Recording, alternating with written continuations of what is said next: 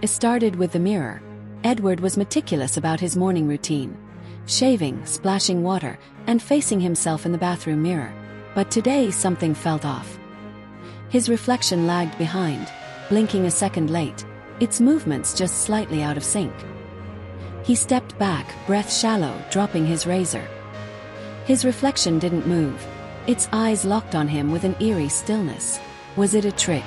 Or was the glass somehow alive, watching him? The illusion broke further as Edward stepped. Lovely people, if you are enjoying the video, then drop a like button.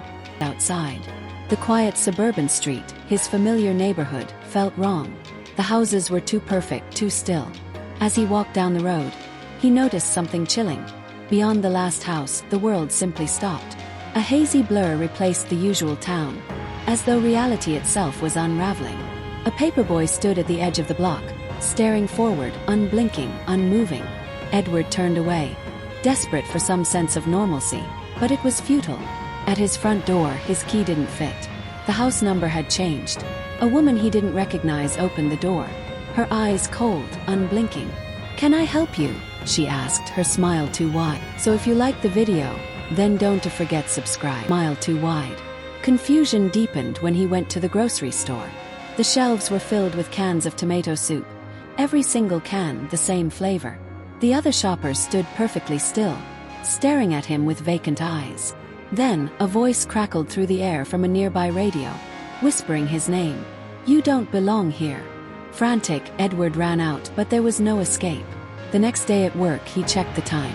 It was 2:45 p.m. An hour later, it was still 2:45. Edward asked a coworker, "Do you see it? The clock hasn't moved." The coworker smiled, but his voice was too calm. "It never moves." Edward's heart raced. What did that mean? Nothing made sense anymore. The world continued to glitch. In the town square, houses flickered with strange lights.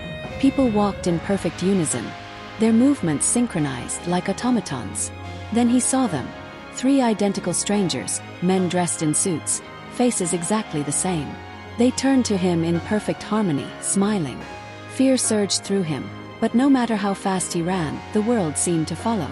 That night, Edward woke to silence. The kind of silence that feels wrong. No cars, no wind, no sounds at all. He turned to his wife. She lay beside him still, her chest not rising. She wasn't breathing. Panicked, he ran outside. The streets were deserted, the world frozen in place. No one moved. He was alone. The world had stopped. Everyone had stopped except for him. As Edward stood in the stillness, he realized the truth. He was the last one awake in a world that had ceased to exist. Time, reality, everything had fractured, and there was no escape.